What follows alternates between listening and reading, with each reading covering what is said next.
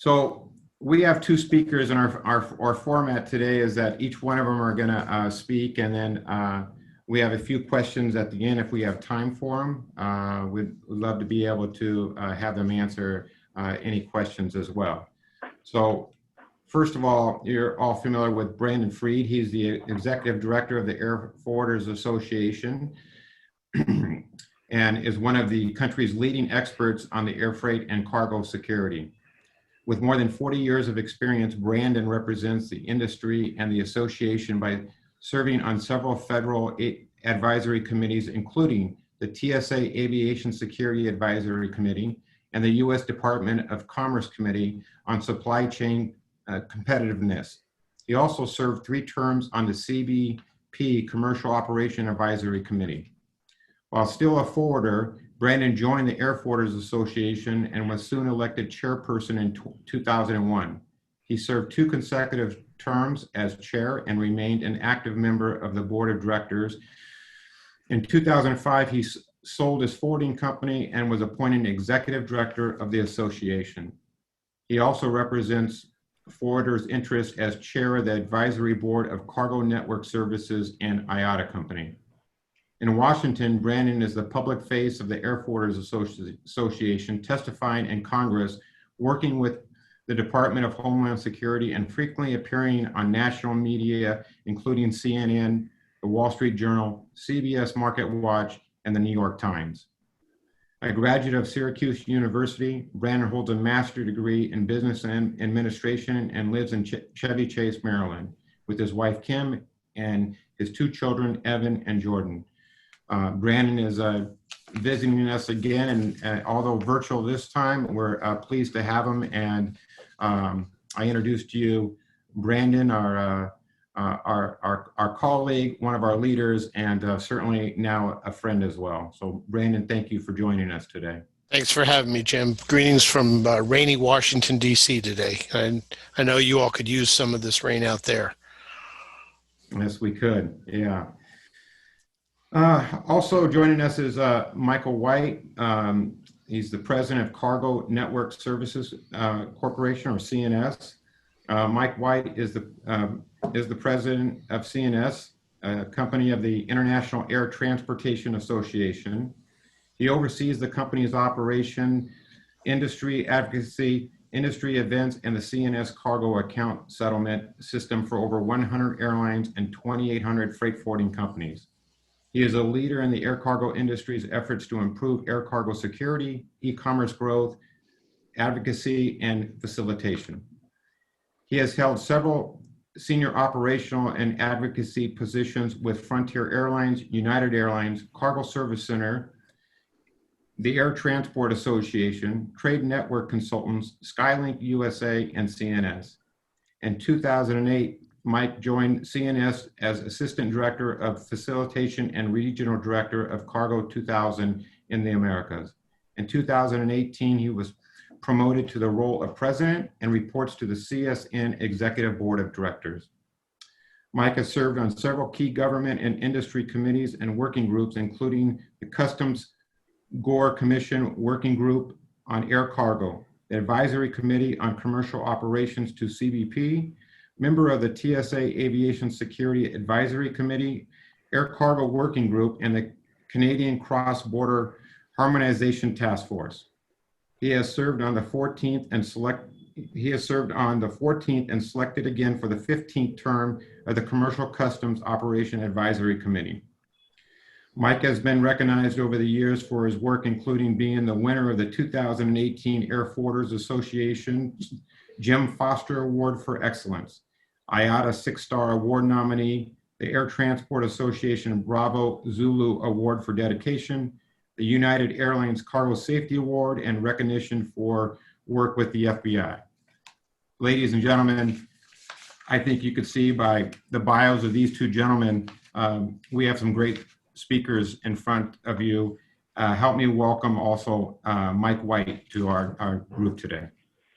Thanks very much. I appreciate being here today. And I know originally I was scheduled to be in September there in person, but of course things didn't work out.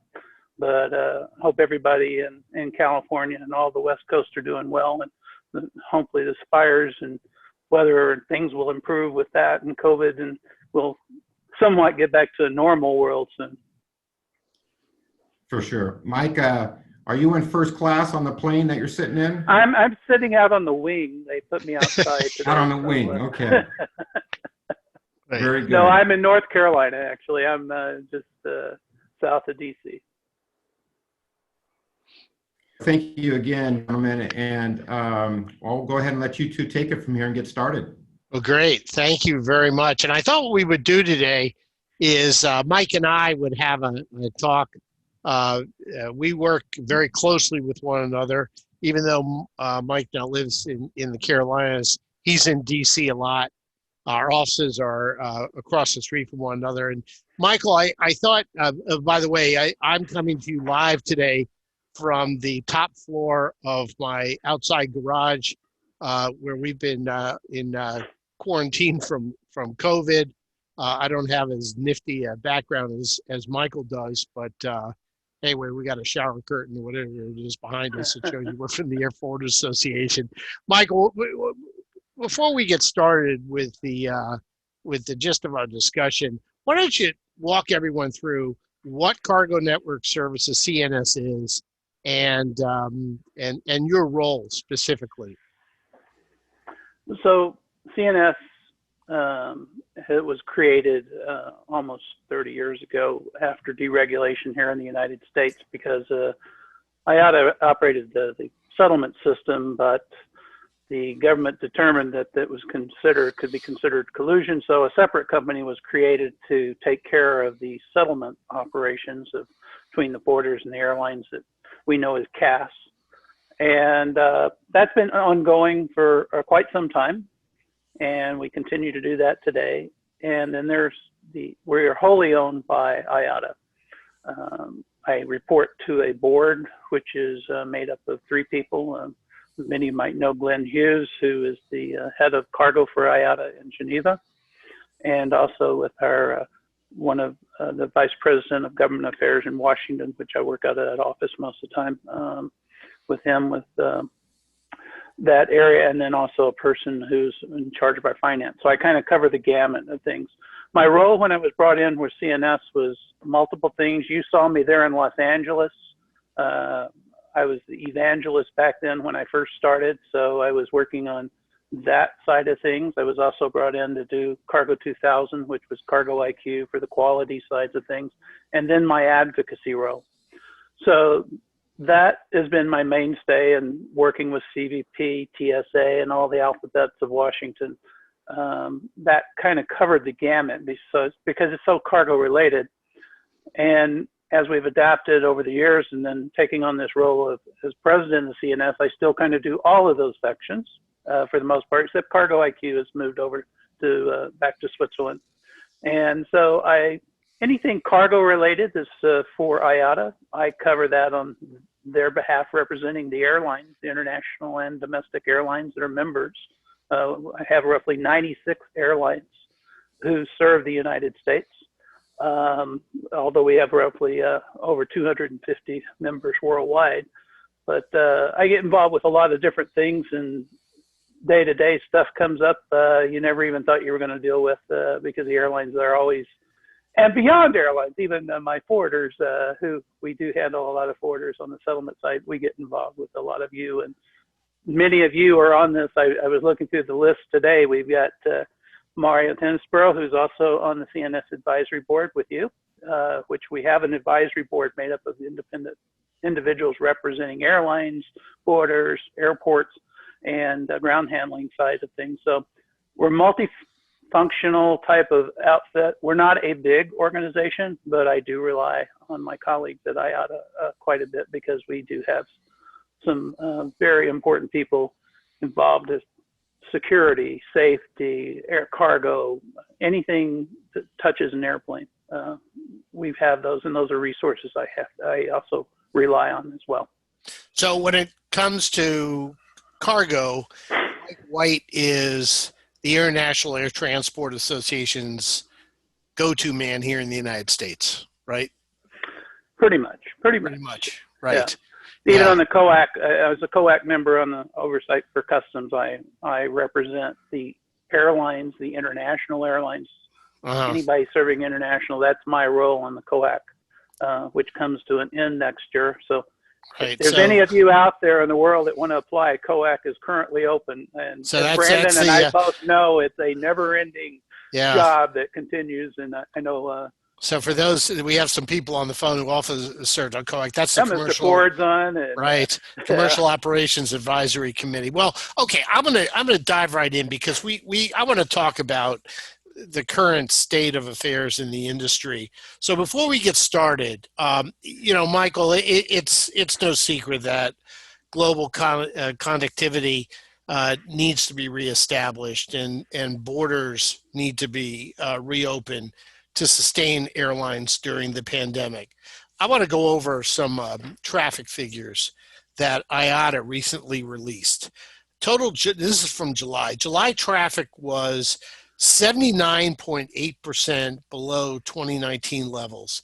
International traffic in July 2020 was 91.9%. It's almost 92% below 2019 levels. And several airlines have announced significant staff cuts and furloughs that will probably take place later this month. So I guess the question is, what is IATA doing right now to urge governments to grasp the seriousness of this situation and focus their attention on saving the airline industry?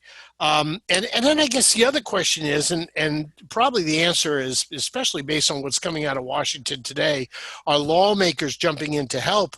But based on what the Senate just voted on this morning, when it comes to airlines, I doubt it. What are your thoughts there at this point? Well, globally, IATA is working on multiple things. We have a lot of different areas to cover. Part of it's airport charges. We have slots. We have international slots. Are we going to be able to are they going to lose those slots since they're not going to be able to use them? So there's a lot of issues, but we have all our regional offices of IATA who are focusing on a lot of things. Many of them are related mostly around the passenger component of the airline. That's the effect that we're having, on air cargo, because we lost a lot of that, particularly international wide body lift, and the freighters have had to keep up, and passenger cargo only flights that are operating out there have really put some capacity constraints upon the industry.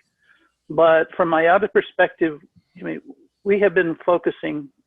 Just let me take a look on cargo.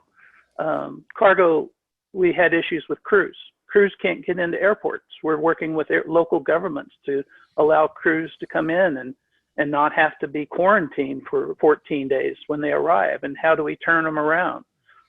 We had issues in Anchorage on the airport when it first started of concerns of crews bringing in COVID.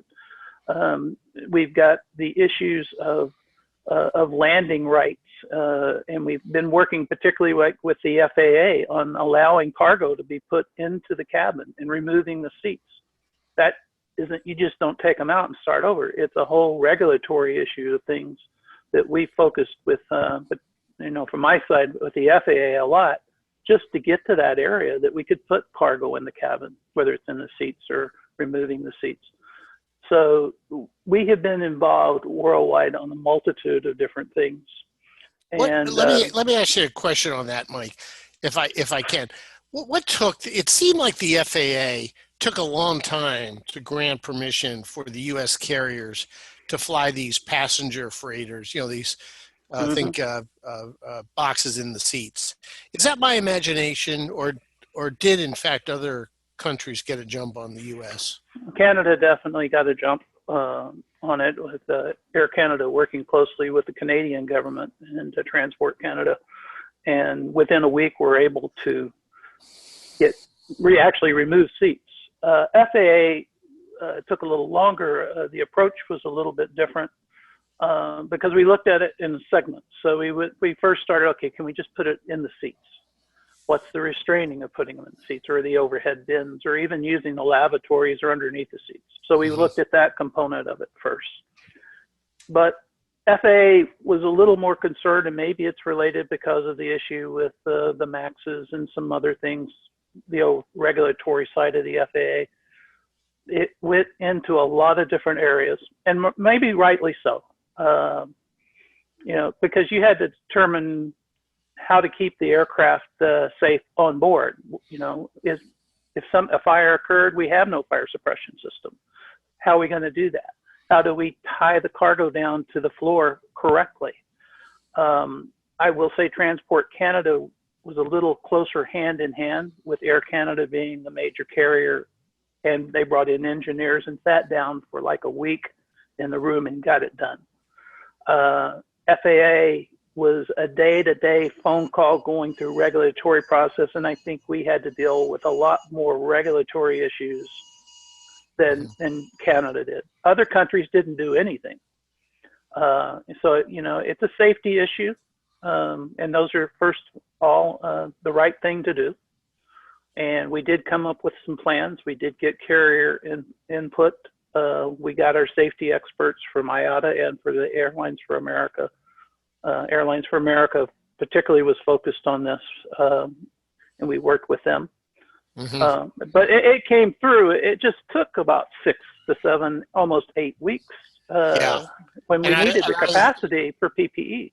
Yeah, and obviously at some opportunity cost. I would just want to remind everyone that we're going to make this interactive today. So if you want to ask questions, there's a chat box below there. Jim, I assume, Michael, there's a chat box underneath and people can just type in their questions. I'll be watching for them here. So let's go back to the discussion. So anyway, once FAA gave the go-ahead, Mike, we got going, and I read that I think last quarter, I think United Airlines ran like 5,000 of these flights. Americans run a lot. Delta's run a lot. Of course, other airlines have too. So they seem to have reached a volume of success. Who's managing these flights? Who's chartering these planes? Is it the forwarders behind these? From what I've seen, it's primarily forwarders that are trying to get the capacity in their hands and direct charters. There have been some incidents where there were direct government charters or charters from the actual shippers themselves. So it depended, but from the majority, from what I've seen and all the information I've gotten, it came from the forwarders themselves. Yeah. So how are these planes loaded? Are they brought to the cargo apron like at LAX, or are they actually loaded at the gate? It depends. A lot of them are loaded in the cargo area because that's where the cargo is closer to. They don't need to bring them to the gate. But what happened, I know in O'Hare ran out of cargo spots for parking cargo aircraft and did have to revert on some days to actually using the passenger apron to loading the cargo there. There was too many wide bodies. O'Hare was getting the brunt of particularly the freighter traffic, and a lot of these, with United's hub there and American as well, coming in, everybody was using O'Hare as kind of the central gateway through the Midwest, more so than other airports. So this is kind of reminding me, and I'm dating myself, but you remember the days of the quick change airplanes? That I think Eastern had them and Alaska had them. Yeah. Do you think airlines are looking at that now as a feasible alternative as we get back into some normalcy? No, I don't. I don't think so. I think Michael has some point from like Alaska has moved from combis to full freighters on their 737s. Even the combis have gone away on the narrow body aircraft. What I do see, I think it's interesting, as the 747 combis make a lot of sense in today's market because you have small passenger loads, and the combi was a great aircraft for that. I think there will be some rethinking, but the 47 was about the only real good combi there was. DC-10 had a version of it, but those airplanes are going away. A lot of them are being grounded. KLM did bring out, they had just grounded their last combi before this all started. They brought, I think, 1 or 2 back out for a while, and I think those have now come back to the desert. So Do you think that these passenger freighters, we'll call them, have they been economic lifeboats for these airlines, or do you think that the revenue contribution, while maybe significant, comes nowhere near to actually sustaining them? I think the demand was so high that yes, it was very economical, and it still is because of the lack of lift in a lot of these international markets. Will that sustain itself? I don't know. And again, it's supply and demand. The number of those airplanes are still quite high. IATA, in their latest forecast, still does not show that much of growth in the next few months. It's going to be later, mid next year. It's going to be till a vaccine comes out that we're going to see that passenger growth come back to give us that capacity. But you're seeing, what's interesting, like, pick on United again. United announced yesterday some very ambitious long-haul routes starting San Francisco, Bangalore. Yes. 17 and a half hours. Right. And wow. I think it's gotten where passenger was the revenue and cargo was just like the cream of the crop. Would say, I think it's reverted. Now cargo is the good part of the money, and the passenger part that they can get is that little cream that's left. So it's kind of changed the factor for now until we get it. But these kind of routes are overflying other areas for a reason. So, one of the things that this COVID situation has put a spotlight on is the role of the freighter, the air freighter. And not just, the FedExes and UPSs and the DHLs, we'll put them aside for a minute. Just, the freighter operator, the Atlas, the ATSG, the Kalidas, those guys, the national air cargos. What do you think that getting into the freighter business now is worthwhile and will be for the future? Or is it something that just happens to be a blip on the screen? What's your thought there? I think it's going to go a little further, because you look at some of the airlines. I was reading with China Airlines is relooking their fleet growth to more freighters. EVA's looking at similar things. But the U.S. carriers, take Airbridge. U.S. air carriers, I think, are not going to change. They're going to use what they've got. Mm-hmm. I don't think they're going into the freighter business. I think, the passenger combination, the big three. I don't think they're going to go back. They got out of it. I was at United when we went into freighters, went out of freighters. There's a market there. It just depends, a lot of the people at the top within passenger-related airlines, passengers first. That's always been the majority of that revenue. Yeah. But maybe some will now see, because they're making more money on cargo in some of these airlines than they are passenger. And maybe it's a time that, some people will better understand in the C-suites. On the passenger side, maybe we do need to invest a little bit more on the cargo side. Maybe we need to run a freighter route in certain markets, and not because the freighter is very versatile. It's wherever the demand is. Passengers kind of set schedules for way up. Yeah, so I had an interview earlier this week with Bill Bosch, who was one of the former presidents of American Airlines Cargo, and he told me, because I asked him the same question. He said, other countries need those freighters as a way to promote their economic vitality and commerce, not so much in the United States. And I thought that was kind of an interesting perspective there. I think Bill, he came from Pan Am and as the head of American, a really smart guy. And he's ran through that whole gamut of running freighters as a passenger airline. But I think there is enough demand in some of these markets that are worthy to be supplementing the passenger part of the business. Yeah. And in my belief that there's enough there, that you've got to have the right aircraft. You've got, you're working with union issues on pilots as to who can fly where their bases are, the number of hours. And then that makes the freighter they try to tie it in with the passenger side of the business. It has to be operated as a separate entity. I think because a freighter is a good option of that. Yeah, a freighter is not cheap to maintain, and it has No. a different set of operating requirements, right? Right. Yeah. Yeah. So, Michael, let's talk about this. A vaccine. I saw this morning in Bloomberg, and actually, it comes out of IATA. It says that reaching all 7.8 billion people, that's a B with a B, on the planet with a coronavirus vaccine will require a global airlift filling the equivalent of 8,000 Boeing 747 freighters, according to IATA.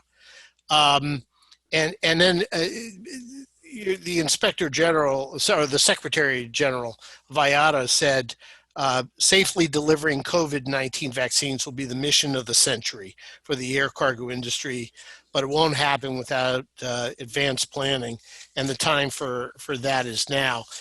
And he goes on further to say that we urge governments to take the lead in facilitating cooperation across the logistics chain so that the facilities, security arrangements, and border processes are ready for the mammoth and complex task ahead.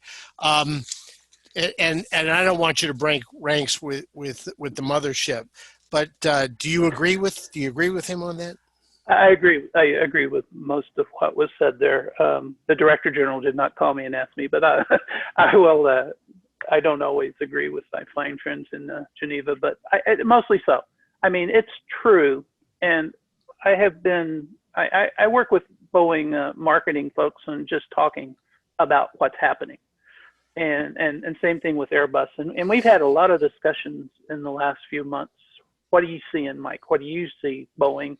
Where are you going with things? And they're having a challenge. And I've gotten calls from airlines, what do I think about what's going to happen with the vaccine? The issue with the vaccine is production. And what IATA put out today was a good point. Vaccines are not going to be produced in Latin America. They're not going to be produced in Africa and most of Asia. They're going to be produced in North America, Europe, and some parts of Asia, or maybe. Yep, I agree. But that's where the distribution. Now, where does that vaccine going to come from? Or are they going to be individual doses, which are billions of doses worldwide, if you look at it, because it's not just one shot. It's usually two. So that supply is going to be there. In the United States, if we look in the United States, is the civilian reserve air fleet going to be kicked in? Yeah, so I was just going to mention that to you. So how do you, people in their minds, I think, well, we'll just call FedEx or UPS or someone like that, and they'll handle it. But I think based on those statistics that I just read, this is going to be far bigger.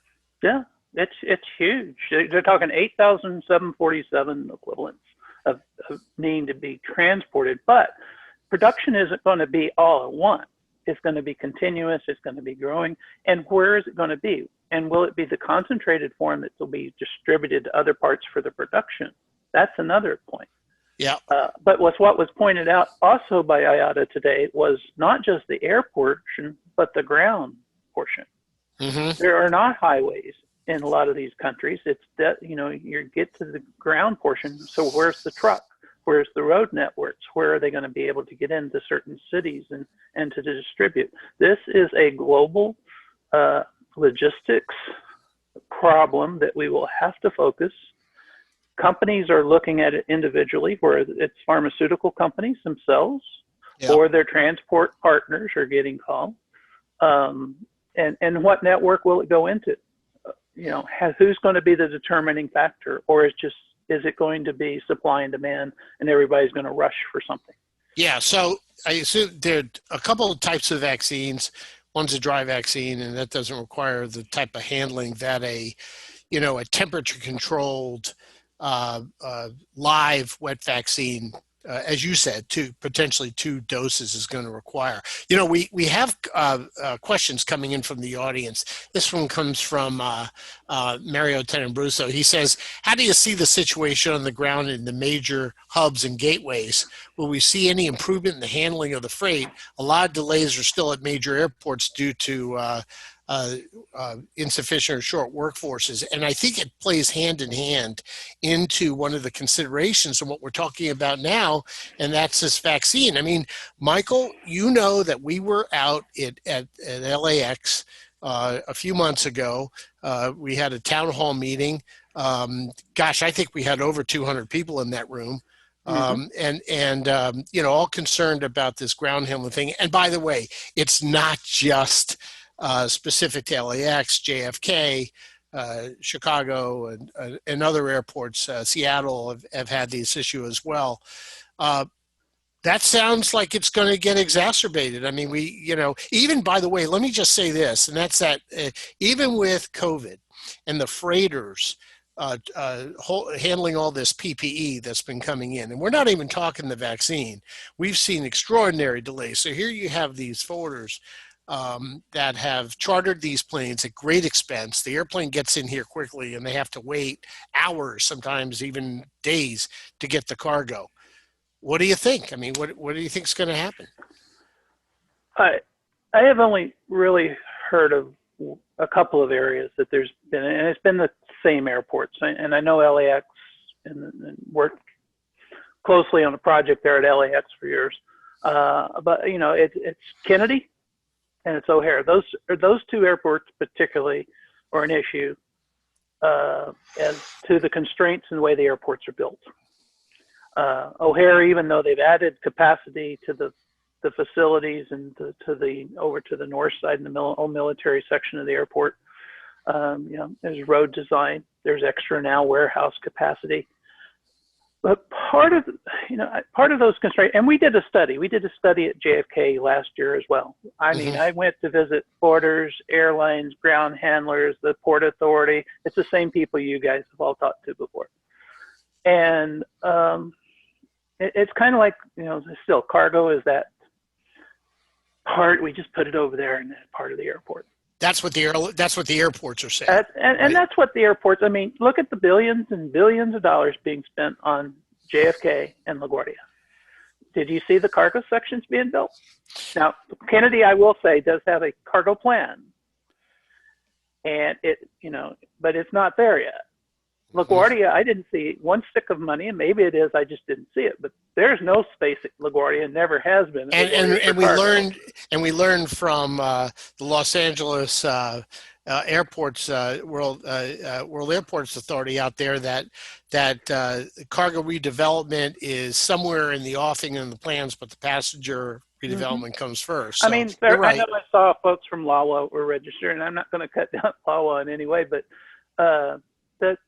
you've got two new terminal expansions at LAX with the new, I guess it's Terminal 9 over by the old Delta hangars. You've got the 1A plus over on the east side of Southwest, the gates over there at Terminal 1. I'm still looking for that cargo plan. I mean, I was looking for the cargo plan in LAX in 1995, and they wanted to stick me way down on the end of the other part of the airport.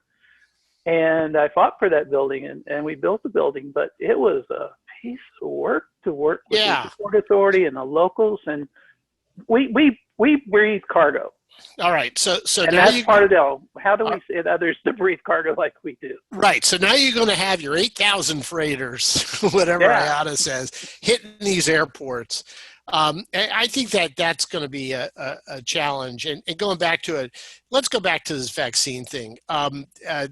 Do you see the military playing a significant role?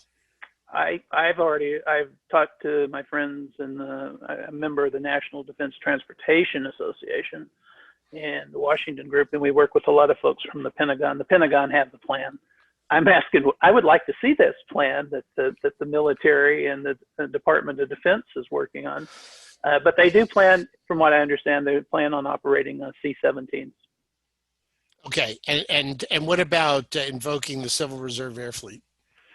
They're already airplanes. Talking. Yeah, well, they're talking to their members. I don't think you'll see them actually pulling. They'll work out just like they did with Desert Storm and others. It won't be like a World War II issue all over again, but they will arrange aircraft with those members of the craft. So here's my concern, because I've been thinking about this, Michael, and it's like the integrated carriers have been really busy throughout this whole thing, and they've stepped up to the plate too. They're handling a lot of PPE and they're getting the job done, but they've also been so immersed in this e-commerce, online ordering retail segment that, if all of a sudden this vaccine comes out, and I'm not saying there aren't going to be instrumental. I've read that UPS is already building temperature controlled warehousing, and maybe FedEx is doing the same thing, and I'm sure DHL is doing something, but I can't see them just dropping all their, retail commercial customers and saying, here, our airplanes are there for your use. And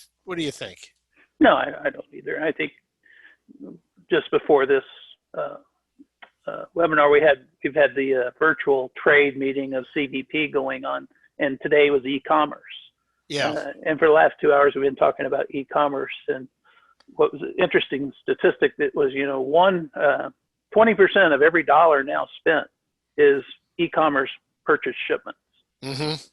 It's more than doubled from the last year. So we are more and more, and it's going to become more and more what we all do. And I just saw UPS is now hiring over 100,000 people for the bubble for Christmas and the holidays because of people buying online. COVID has driven much of us to drive online. And during the COVID period, we saw in 1 month jump over, I think it was, I believe it was April to May or May to June, one of those. It jumped to 40% in 1 month in how much people were buying online. Yeah. In 1 month. And I don't think that's going away. Yeah, most of it coming to my house, believe me. Yeah, and mine. Yeah. And so, yeah. But all I have to do is talk to my UPS drivers, and, he can tell me what's going on, and he's telling me how many hours they're working and the amount of shipments they're dealing with, and my postal and my FedEx drivers, and everybody's coming by, and even independents, now you're seeing it more and more that last point of delivery, everybody's going that route. Yeah. So I just want to remind the audience to keep your questions coming. We're going to get to all of them. Unfortunately, I'm not allowed to talk about anything that has to do with rates. So I'm going to leave that out of the discussion. Mike, if that's okay with you, our lawyers get upset when I do that. Yeah, my lawyer gets upset about that too. Right. But we're talking about e-commerce and, the Amazons and the Amazons or whoever they are. I mean, there are a lot of them out there. And obviously, Amazon is not the only one in the business. But, recently that the president has been really focused on the United States Postal Service and talking about the bad deal that they have with, because I've noticed that, at least in my neighborhood, you see mail trucks, even on Sunday afternoons, and lots of them too. They're out there delivering these packages as well. Is the post office a contender for this business as much as the FedExes and UPSs and others are? Well, I mean, I think rightly so. They are. I mean, they are not a letter carrier anymore. They are package carriers. Mm-hmm. And more so than ever, the issue they've had with their rates in the International Postal Union and then their negotiations between countries. Yes, those are things they have to work for, but 80% of all the mail packages that they are getting is coming from China Post. Mm-hmm. They are the last line carrier for China Post, and those agreements have been some that I know that the president and his look at what he's doing with China is, and what he also was pulling out of the postal union, but went back in afterwards. But he was pushing the pressure on the rates.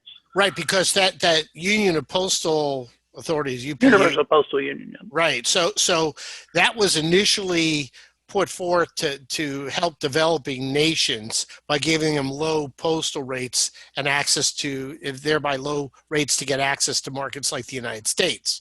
Right. But as China developed, they were enjoying low postal rates against other countries and U.S. companies that were trying to compete. Right. Right. And right. So, and you look at the post. The post is not the post of what we grew up to be.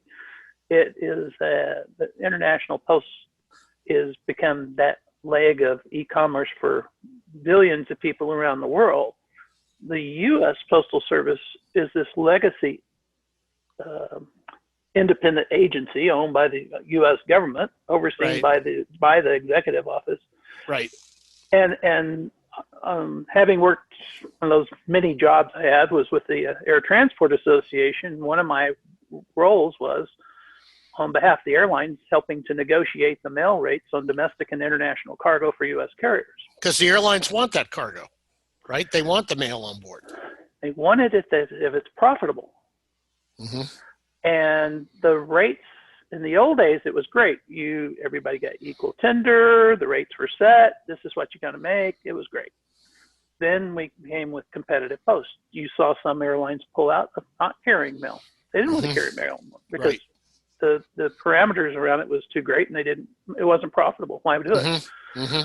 But the Postal Service it's one of the first agencies ever created in the United States. It has a history of labor issues, the cost, the amount of money they have to carry. And doesn't it have to pre-fund its pension insurance obligations? It does, and sitting on, and it's having to step billions of dollars. It's always at a loss because of that.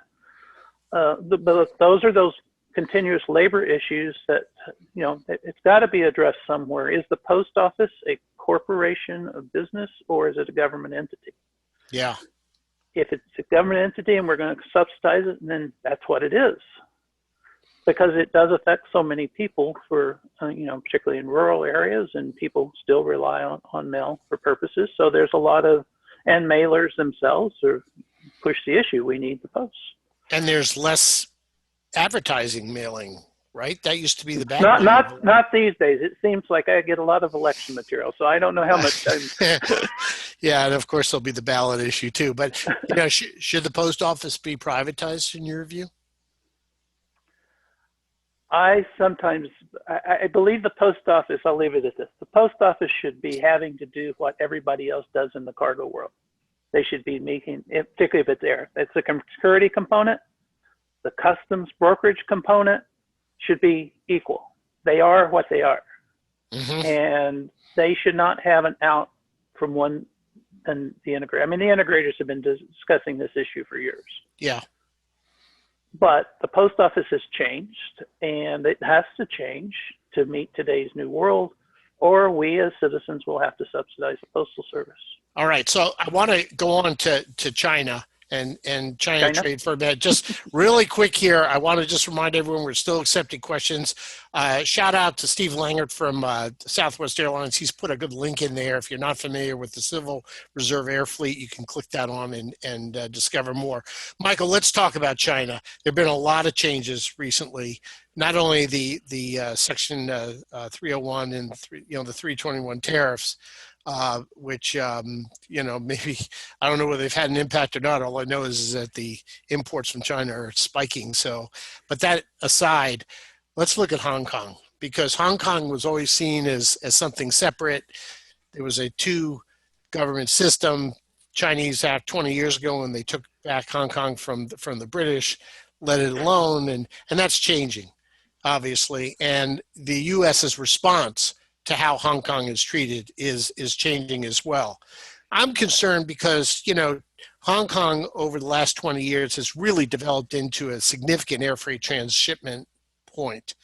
A lot of cargo moving through there, a lot of cargo coming into the United States. What is your thought? What are we going to see what kind of an impact is this going to have for the airlines, for the freight forwarders, and of course the shippers in the future?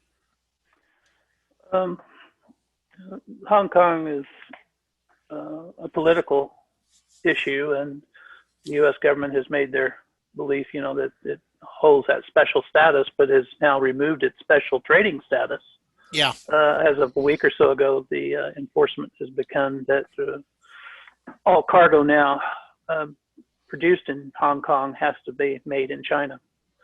So that reduces their capability of bringing certain things in. I don't think Hong Kong will go away. The Pearl Valley, that's the core of where a lot of the cargo of the world comes from. But you do have competition with Shenzhen, the Shenzhen airport. Chinese have been wanting to push more things that way, Guangzhou. all the major production areas. I was in Shenzhen a couple of years ago, and having been there 30 years ago and then saw the difference, it's an amazing place. But I think you're going to have cargo's going to come from wherever it's being come from, and it's going to get down to rates. It's going to be political to the point as to the sanctions of whatever the governments are going to do. And I know the Brits are having the similar issue as to what the U.S. is doing. And it's a change. So obviously the administration, the U.S. administration wants to move, they want to penalize companies that are U.S. companies that are moving offshore in China and obviously doing their manufacturing there. And then we're seeing a shift of some companies that are shifting over to Southeast Asia, Cambodia, Vietnam, Indonesia. We were already seeing some of that shift. Not this year. A couple of years ago. I was just going to say, because wasn't it, Michael? Wasn't it the as the Chinese standard of living was increasing, so were the labor costs, right? Right. Yeah. And that was driving a lot. So Vietnam was picking up some, particularly around Hanoi. The folks from Samsung moved a lot of their production to the Hanoi area. But that's not easily done, is it? Well, that was the issue back then, and I had a major manufacturer on the West Coast called me because he was all concerned he didn't have enough lift. He moved all his production to Vietnam, and I don't have enough airline lift, and the airlines need to put more. I said, it's supply and demand. Who are you working with? Who are you talking to? Did you let them know? And so my rates went up. Well, because it's supply and demand. But now Vietnam, you've seen a shift. You've seen more airlines shifting to Vietnam, and I think you'll see the same thing going to happen to Bangladesh and even in the Indian market. It's going to go wherever the cheapest part of the production is. So what really? But what's onshoring going to do? Yeah. So you got USMCA coming up. It's coming up. It's here. Matter of fact, the Air Forwarders Association is doing a webinar at the end of the month on it with Bob Imbriani from Team Worldwide. Is one of our board members, very knowledgeable about this. What kind of impact is that going to have? Mexico's our largest trading partner. Canada. Canada. Okay. So, but that said, is that going to make a big difference, or is USMCA really just NAFTA 2? And again, it's the agreement from NAFTA 1 to what I'm going to call it NAFTA 2 or USMCA. I think it's all going to determine what the governments are going to open up to. Now, the whole thing is de minimis. You take a look at the $800 U.S. de minimis. Is Canada and Mexico going to meet it? Right. Tell everyone, for those of us who are not import savvy, tell us what de minimis is. I'm not the broker. But you act like one. I get to listen. Right? So this is the basically, if you anything $800 and under is an easy simplified entry. And you can bring in without duty and stuff $800, only one person, U.S. entity per day. People got to remember that because that was just on our conference I was just going to say, Michael, tell everyone other people are not doing that. Right. Tell them very quickly about this administrative ruling on warehouses and fulfillment centers vis-a-vis this de minimis. So some companies are bringing in 800 shipments at $800 all at the same time. And storing them. Well, and storing them, and then we'll just send it out one at a time. CBP has now said you cannot do that. It's not the rule. So what took CBP so long? I don't know. You had a lot of things going on there for a while. Everybody was looking at ways, and that's the issue of 321, because even if I order something as the person it's ordering to, I can only order $800 per day. Yeah. I can't bring it in and more, but as a buyer, this is the whole issue. As a buyer online, how do I know where it's coming from? I don't. So the retailers were saying, well, look, we haven't sold it yet. Yeah. And it's sitting in a warehouse, and it's subject to online ordering. We haven't received the order yet. But CBP didn't agree. This is the whole thing that has been quite a dilemma for the U.S. government. Right. We raised it, which makes a lot of sense. But we also have that component of how do we validate? So you say it makes a lot of sense. Give us a sense as to what other countries' de minimis levels are, like Canada and Mexico. Significantly less. Yeah, I mean, I have to remember Canada's only like $25. $25, I want to say. Yeah. Mexico was less than $100. Okay. We're one of the most countries. I think there's one other country, and I can't remember offhand, that's more than us. Yeah. So okay. So let's talk about CBP, because now you're on that Commercial Operations Advisory Committee. I served on it for a while myself. What's its agenda? What are the high points of their agenda right now? What are you guys working on? I'm sorry, for us? Yeah, for the COAC right now. Oh, so for the COAC, a lot of things. 321 has been a lot of discussion on 321. And so this COAC, by the way, real quick, Mike, I want to make sure the audience understands that COAC is its stakeholder advisory committee.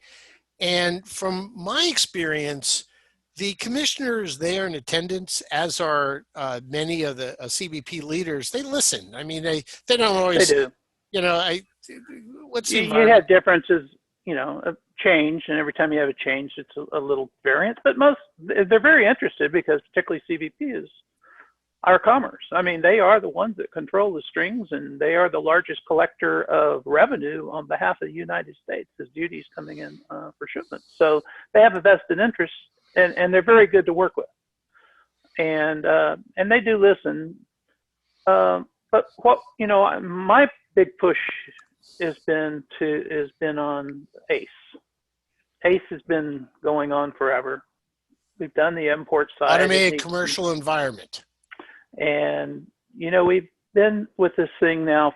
I've been working on ACE since 1999. So 20 years I've been working on ACE.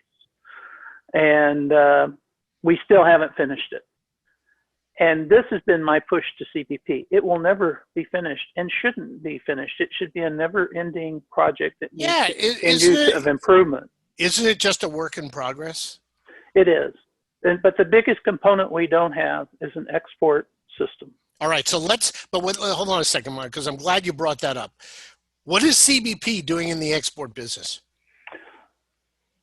So, they're responsible on behalf of the multiple of government agencies to ensure that the cargo that leaves the United States should be going and representing, for instance, like census. They enforce census rules. They enforce the rules of the shippers, like the denied parties list, to ensure we're not shipping to under individuals, the countries that we shouldn't be shipping to. They watch all of that going on. They don't watch as much on export as they do import. But it's the paperwork that we have to still do. It's lack of automation. But I will say the working group we have on the export system, we have been going through data elements, and that is the most boring thing you can do. But we've been going through every data element for every mode of transportation, and we're just about to finish up ocean, which is, I believe, we're the last. And we still have the other issues, the ground network and the motor carriers. We've got the rail carriers, and we've got the ocean and the air. But we're at the point we now can start programming. We're getting very close, and it will take 1 to 2 years to get the program. But then we should be able to get rid of a lot of that paperwork. Like one of the things, if you file your automated export declaration with census, you file it. If I'm an airline, I move it to another port. I'm supposed to call the shipper to let them know it's not going out of Los Angeles. It's going out of San Francisco. Right. We don't do that. And so the data should be sent and updated electronically. They're going to do it. Now, if I move it and show it export out of San Francisco instead of LAX, it'll automatically update the system. Census will have better data. It'll follow the true shipment. Okay. If I, so those sort of things in automation we need to do. But the other working group I'm on is the looking at the future of electronic or the future customs, and we're really investigating what is the next realm. We're talking about computer languages and moving to API and being able to do things faster, easier, not getting stuck in the muck. We're talking about blockchain. We're talking about how we can improve efficiencies at the doors. We're looking at all kinds of stuff that we need to figure out, where does CBP need to go for the future? What does the officer of the future do? So what tools do they have? So what about funding? I mean, my famous expression, sounds expensive. Who's going to pay? Sounds expensive. We're all paying for it. We're paying for it, but we're not paying for it. It's in our vested interest when we go to the Hill to talk about ACE. And my whole issue with this COAC, when we went into COAC this last term that I was just started a couple of years ago now, was that we're done with ACE. We're not going to talk about ACE anymore. And I said, at the Hill says no. This was within CBP itself first. And so then we went to the Hill and we talked to some of the representatives that oversee CBP and trade issues and things. We went to we were in security issue, but we're talking Benny Thompson. Hey, we need to use ACE. We need to use ACE for security. Yeah. We need to use ACE for all our data. We need to fund it because it's in the government's vested interest, particularly in this e-commerce world. We need to move stuff fast. That's what Michael, AIR's all about. I don't understand why we have these pillars, these stovepipes of information systems, like ACAS, the Air Cargo Advanced Screening. It's a security filing. Right. It's not part of ACE, is it? It somewhat resides in ACE. I see. It's running through the system, but it's considered a security component. All right. It's not a customs component. Okay. So there's a question here that comes in from this one from Jim Bishop, and I want to, because it kind of goes hand in hand. You just mentioned the Hill. And he basically says, please share how you're received by the politicians. Do they listen? Do they ask the right questions? Hopefully some of them listen to the voice of reason. You and I are up on the Hill on occasion. What do you think, from a political perspective, given the current climate here, are they listening to the cargo interests here? Well, particularly if you bring your paycheck or your checkbook with you, sometimes it depends who you go up there. Your PAC contribution. Yeah, but that's politics. But it depends what that person and who they represent is from. I mean, if you've got a congressman from Cincinnati who's interested in the hub in Cincinnati because it's a lifeline, or Louisville or Memphis, they're going to listen. Absolutely, because don't that's forget their constituents. So and thanks to Steve Alderman at the Cargo Airline Association and his team, Gina and Yvette, they've started this Air Cargo Caucus now that Sherry Bustos, who's the congresswoman from the Rockford, Illinois area, is spearheading. So to your point, if it's self-serving, that they're probably more interested, right? Right. But I think that's part of the story. You're telling a story to the individual, and sometimes they're just listening to you because you're on the calendar and I got appointed to do it, But at least you got your foot in the door. And like you say, sometimes it's better to go in with a group than it is by yourself. Absolutely. And so we're all in this together. Right. And we have to get the point over to people that really believe in what we're doing. Now, I can go, tell a story about, did you know that on this airplane down below me is X and Y and Z, and it's doing this and this. Nobody knows that. And that's a story we continuously try to tell. But I think you take a look, let's look at COVID. We had an issue when COVID first started, because there in the DC area, you have most of the major server farms in the world for the World Wide Web. Yep. Humongous over in Ashburn, Virginia, and Sterling, Virginia, right out by Dulles Airport. There are these humongous millions and millions of square feet of computer servers scattered throughout the Virginia countryside. And it sits right on the main trunk of the World Wide Web. That's why they're there, because they get faster communications into out there. Those servers had to be replaced. Some were starting to wear out, and the supply chain was having difficulty with COVID getting where a lot of these were made in Seoul to DC to start replacing them, or Zoom here would not be working, or webinars would not be working. People were going online and using the internet more and more and more, and the server farms were being taxed to the max, and they need repair equipment, and they weren't able to get it. So those were one of those ones. I need a special charter because I got a ton of servers I need to get over to DC. So those sort of things tell the stories, because if that had gone down and everybody's not able to do work online or work from home, we would be in a heap of trouble. Yeah, so you're talking about stories, and I agree with you because, obviously this vaccine distribution, whenever it does happen, hopefully, God willing, it will happen soon, that's going to be a story for the air cargo, freight forwarding, airline industry to go to the Capitol Hill and discuss. And the more that lawmakers on the Hill have visibility and see how air cargo is proving itself to be a vital industry during the pandemic, the more they will be favorable to viewing things that work to our advantage in a lot of other areas. Security being one of them, and obviously that we'll see what happens. But Mike, we're talking about CBP. No discussion would be full and complete with TSA. Right. So speaking about pay, Are our representatives from TSA on here? I saw. Right. So so I just got off a TSA call here this morning. We have a K9 subcommittee for our K9 screeners, and the TSA folks were in attendance. But there's some big stuff going on now at TSA regarding freight cargo. In June of 2021. The International Civil Aviation Organization is going to be discontinuing its advice on the account consignor regime, on how they're going to alleviate account consignor. And since the United States government subscribes to the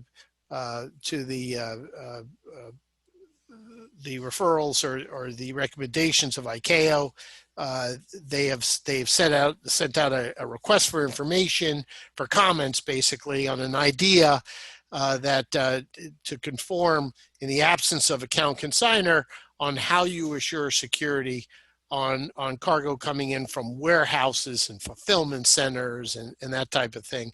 And so one of the ideas is that the TSA come up with an alternative framework whereby if it's robust enough, they won't have to actually screen the cargo. If TSA can't come up with that, then all the cargo on those passenger, or rather on the freighter aircraft internationally coming in and of course going out of the United States will in fact have to be screened. A lot of freight to screen. And we suspect that if that happens, the K9 screening providers will play a role. What is IATA's position on this at this point? We believe it should go forward. We believe in 100% screening in June. That is the position of the IATA World, the Cargo Security Working Group, and and IATA does sit as a observing member of ICAO. So all right. So what we did at the Air Forwarders Association is that we posted comments to the docket on that. If anyone wants to see a copy of those comments, I'll be happy to send them to you. Just send me an email at befreed@airforwarders.org, and I'll send you our comments to it. We're in agreement with you, but do you think TSA can really come up with an alternative framework on its own? I mean, without having to screen? I mean, it sounds to me, and I'm going to be cavalier about this and blunt and dismissive, and I apologize if I am, but it sounds like that idea is basically tantamount to, checking a few IDs and locking a few doors, and that's not real cargo security. Would you agree? I would agree, but I look at it this way. Europe has 100% screening. We have a mutual agreement with Europe. Now, how long will we have a mutual agreement with Europe if we don't do 100% screening and they do? Mm-hmm. And then it's going to round the world. Now, I believe we should be using the data to determine risk. They don't 100% screen ocean containers. They couldn't. It's just, I mean, it's almost impossible. And CBP ran through this whole issue when they started the Container Security Initiative. But the thing is, we should look at the risk per shipment or shipper and look at the data, how often they ship, where they ship. Are they, you know, I have this whole issue of, we have these security programs, a TSA, and I got a CBP. I got CTPAT, and I've got my carrier security program. They don't talk to each other. Right. They're not integrated in the agency that should be bringing them together. Yeah, and in these discussions, you know, it's been said, well, we'll leverage CTPAT, but this is what's being contemplated here. This is like, if in fact, you know, if you wanted to use CTPAT, it would be a very rough derision from that. I mean, would have to be a CTPAT on steroids, wouldn't it? Yeah, I mean, but the thing is, we have this opportunity right now. I mean, particularly with ACE Export, let's look at the data. Yep. And if the data says I need to go to enhanced screening, then I go to enhanced screening. But let's supply them the data to look at and say, you know, this is Brandon Freed. He ships every day. He always ships from Los Angeles to Tokyo. Ships the same thing every day. And it's just like a passenger. If I have my pre-check, I don't get my shoes pulled off. I have to go through screening, but I don't have to go through the whole. But occasionally I do. Yes. Occasionally I get pulled out and said, yes. Today you get the full screen. Right. So you get the full money over here. There are exceptions, but that's a check. That's a check. Mm-hmm.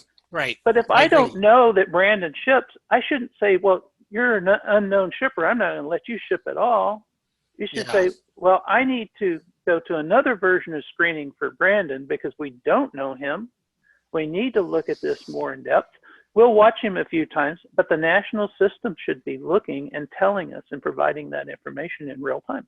So, you know, TSA has always believed in this risk-based multi-layered approach, and we at the Air Forwarders Association agree with it. And it goes hand in hand with what we're talking about now. And recently, the most recent, it was the 2018 Faa Reauthorization Act, and it was the TSA Modernization Act, I think. But anyway, it required that TSA look at the known shipper program, something that's been around for a long time.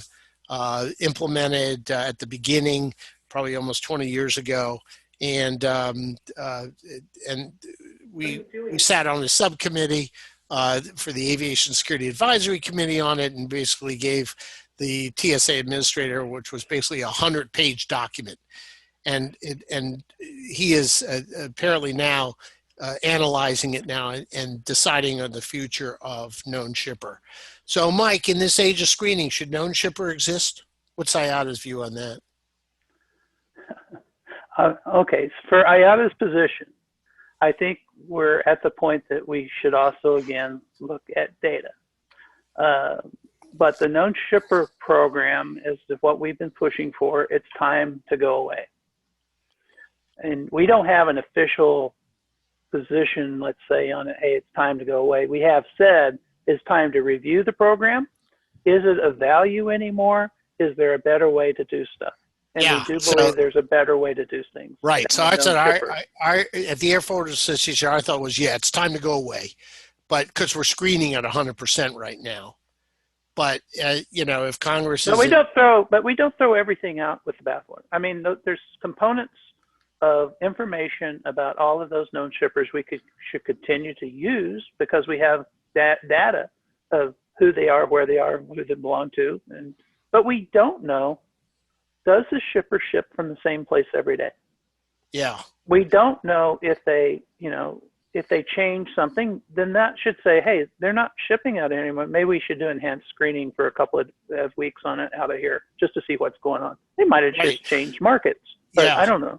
So we have to remember when known shipper came about, it was really because we wanted to make sure that after September 11th, and, you know, we have a big anniversary tomorrow, it's 19 years. It seems like only yesterday. And we live with this every day, especially in our seats. You know, it was like, you know, where are these shippers? Is everyone in place? where they were on September 10th. Here we are at September 12th. Are they still where they were? Or someone picked up and left? And that's what, at the time, the FAA, the administration, the Bush administration wanted to make sure that these people were there. And so we were tracking whereabouts of shippers. And if anyone abruptly left, we were instructed to report that to federal authorities, because we didn't know we didn't know how big this monster was. And so I think it needs to be, probably known shipper needs to be, if not thrown out completely, it's definitely got to change with the times to be more reflective. Because I would imagine, Mike, with e-commerce and all the challenges with, the shippers and who's known, who's not, it's getting tough. It's really hard to deal with that. Wouldn't you agree? No, I agree. The shipper of yesterday is not the shipper of today. They vary day by day. And particularly in the e-commerce world, yeah. Shippers pick up, they started their business yesterday, they're online and they're running. Absolutely. Do we just turn them off, or do we make it ways that the opportunities for them to be able to ship? I think, again, the data is important to know, but the government, the TSA does not have the resources as TSA internally to do this kind of real modernization that needs to go on. CBP does. They've got ACE. ACE can do these things. It costs programming money, but we're spending programming money just to keep the KSMS up and running. Absolutely, it's ridiculous, and that's not cheap. Nope. So why don't we reinvest that into ACE? When I was at TSA headquarters, they told us what they're spending on that. I almost fell off my chair. Absolutely not. And they just cheap. Issued a new contract to a new company that got the contract. And I know it's going to be millions of dollars. For what? It is. All right. So Jim Stone, real quick, I want to make sure, because I want to leave you with your administrative time. Do we have a few more minutes? Yeah, we do. Ben, I think we have time for one question, at least one or two questions more. Awesome. So I want to, real quick, Mike, Steve Langer comes in again from Southwest Airlines. He says, peak season is around the corner. Some air cargo industry observers are forecasting it will exceed the current COVID-19 peak we're in. Any thoughts or commentary on this topic? So the numbers I just saw, and I ought to just put them out today, and I really haven't had a chance to go through them, but I saw a small glimpse of it. And one of the charts showed that, domestically, I think we're okay. The thing with domestically, we have a lot of capability on the ground networks on top of everything else. So we don't have enough capacity probably for domestic, but we'll see some of that. Well, but let me interrupt. I heard that Southwest has got 50% of its flights flying, and of course that doesn't include the Delta and the United, the American flights, that are hauling cargo as well. So, but United's only going to be, I think the number was at 40% in October, which is better. But how many of those are regional jets? Yeah. And then that reduces that capacity. Southwest with the 737s, and Southwest is a great cargo carrier, one of the largest domestic carriers. They are going to get a brunt of a lot of this. But I don't think there's enough capacity if you compare to what was out there a year ago during the same period of time. U.S. domestic, I believe the numbers were down about, with the October numbers last, I think we're going to be at about 60% reduction of what we were a year ago. Yeah. Internationally, we look at what's going on internationally. Asia's up. Their V factor, as you call it, went up faster than anybody. They're above where they were a year ago. Europe is down 30% where their volumes are today a year ago. And U.S. were down, I think it was, Pacific's at 90. Yeah. If you look at those numbers, there's not going to be capacity as long as the economic factor. Are people going to buy? Yeah, well, but you know, Michael, I got to tell you, the Port of Los Angeles is reporting some big numbers, import Yeah. numbers now, The as is the ocean Port of just Long. came up Yeah, showing ocean numbers, it's right? spiking. So there's demand there. So I Yeah. think that, so Steve, you got to go tell Wally and Gary Kelly to get more planes flying as quick as possible. I got Yeah. one other question for you, and then I'll let you go and we'll get you back over to Jim. IATA just came out with this product or called IATA One. What is that, and how is it going to benefit the industry? So IATA one is basically a free platform, and I honestly don't know enough about it yet. I just saw Glenn was putting, but what I read it was, it's going to be a format so people can put in availability, capacity, where they are in the market. And so not just for air, but for ground networks and others. So I've got to go do some more investigation on it myself because I haven't gotten into it as much as I wanted to. Well, it looks interesting. So we should also check that out. Well, I'm going to hand this back over to Jim Stutz. We'll do a virtual handshake for clapping here for Mike. Mike, thanks. You know, as you all can tell, Mike and I talk a lot and we visit a lot as well here in Washington. And there's never anything that we are not discussing at one point in time. Jim, thank you for the opportunity. Thank you, Jim. Yeah, thank you very much. Thank you, gentlemen. Brandon and Mike, are you both available to take a few minutes afterwards here if people want to stay on the line? Absolutely. Sure. Fantastic. So if any of our guests want to stay on the line here, and we'll hook you up directly and you could have dialogue with both Brandon and Mike. On behalf of the LA Air Cargo, a wealth of information as always, and we just want to thank Brandon and Mike for joining us today. Not only today, but for all of what you guys do up on the Hill and representing all of us. And we appreciate the work you do on behalf of our industry in general. Thank you, gentlemen. Happy to do it. Also want to just send out some special thanks of those in our association who made this possible. Peter Landon, our president, Sherry Dunlop, our treasurer, Dave Gibson, just because he's Dave Gibson, and then Michael Yu, who's hiding behind all the technology here, but pulling the strings for us. So I want to thank those fine people for doing a great job in making this work today. Our first of hopefully more, but then again, hopefully not, because we want to put this COVID thing back together and soon be face-to-face with all our good members. Until then, we don't really have an update calendar for you, but check our website. That'll give you the information that you need, both on what's happening now and if we're going to have a holiday event in the future. We're trying to work something out. Just stay tuned. Hang in there with us. We're taking recommendations as we get information from the CDC and everybody else as well, what we can and can't do, in which county that we're in and which state that we're in. So we're trying our best to keep all our members abreast of what's going on with our association, and we'll have something out to you shortly. But check the website again, and then we'll put out the flyers and reminders to you. So on behalf of LA Air Cargo, thank you everyone for joining us today. Michael and Mike and Brandon, I thank you again for your participation. And we'll just open it up now for those who want to stick around and have open conversation. So you'll unmute your audience there? You'll unmute your audience. Can that be done through Sherry?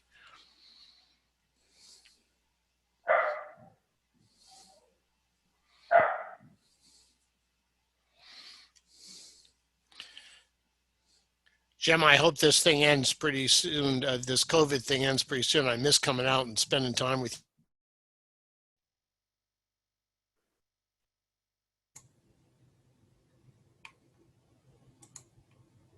Sorry, hold on.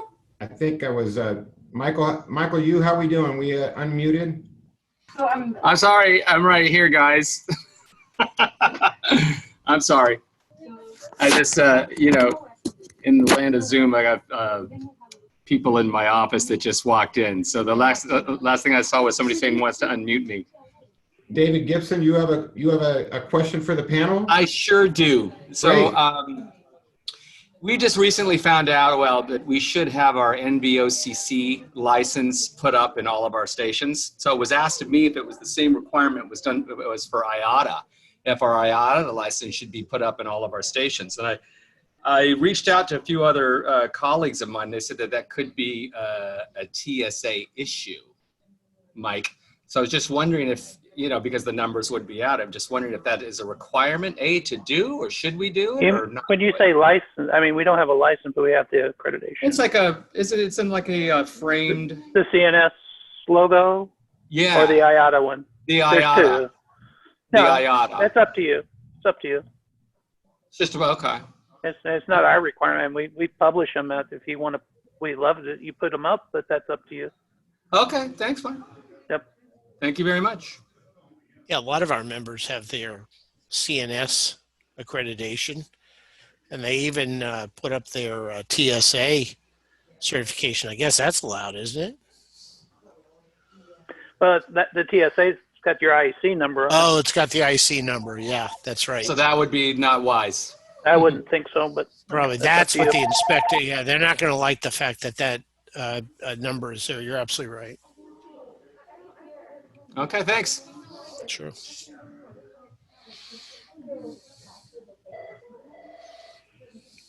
Hey, Brandon, Yeah. what are going to be the accepted forms of screening for all cargo carriers? Is it going to be just canine or? Unknown at this point.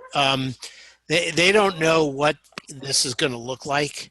I think Still? they haven't. Yeah, they at this point in time, you know, the speculation is that if in fact they were to do that screening, they would allow all types of screening. But probably the method of choice, I would imagine, again, this is just Brandon's opinion, would be canine. I mean, how else do you screen a plane load of cargo quickly and efficiently? Now, again, you're going to have the technology at the ready, because if a dog sits in front of a box, you have to have a way to deal with that alarm. And usually you use technology to resolve it.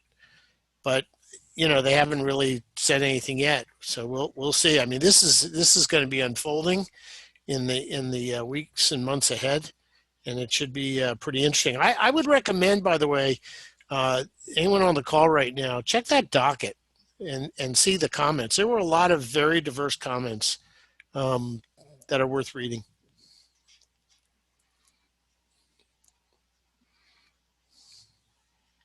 By the way, something just came through here.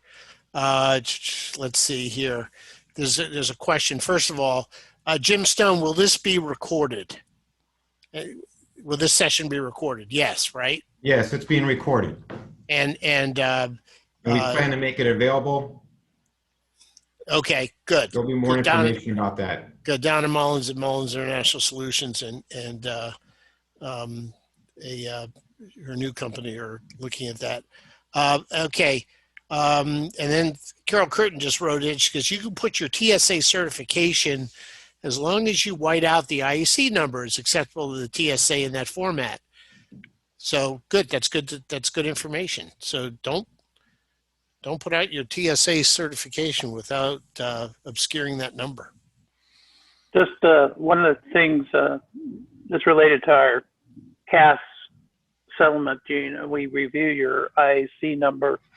We're going to change that a little bit. We're not going to ask for your certificate anymore. We're just going to ask for the number, and then we're going to validate that number in the system instead in the upcoming renewal process. So one of the things we're looking at in security for CNS, because if you're an endorsed agent, we ask that you have a security program.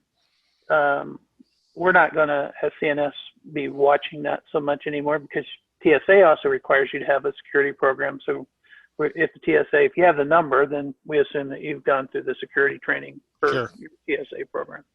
So that will change a little bit this upcoming year. Okay. Good stuff. Brandon, I have a question that came into us directly. It says here, Do you think that the PPE volume will continue to remain as it is, or do you expect it to decline? What are your thoughts on that? And by the way, when do you think the vaccine will be ready to? No, I'm kidding. Yeah, my name is not Fauci. It's Freed. It's Freed. It's easy to get us to. He has hair. He has hair, and I don't. Okay, but okay. So I've spoken with a few of our members, and they say that PPE levels have dropped in terms of shipments, but I've also been listening to some of the doctors. I tend to ignore the politicians and listen to the doctors because they seem to make more sense, and they went to school for this kind of thing. And they're forecasting a resurgence of the disease in the fall. That would probably make sense because that's when a lot of climates are back indoors again. They don't have the outdoors to dissipate the virus. So we might see a resurgence, and that, Jim, will spike PPE requests. And I would imagine there's been some stockpiling, but, most of this stuff comes from China. And, there's going to be a need. So we'll see what happens. But, obviously, look, this vaccine race, you got 165 companies that are vying for it. But I would tell you all that if it could take a while. And I know the administration is saying it's going to be quick and, in a few months, but it might not be. And we have to be prepared as we did, go talk to your grandparents. They lived through the polio epidemic. That was like 4.5 years. Now, I'm not saying that will be that. And obviously technology has changed the way research is done today, but we need to be ready for the long haul. Thank you for that. Unfortunately, I am a grandparent now, so I can't speak to my grandparents anymore. But, right. And I'm happy for that I am. So, right. Anyone else have questions out there?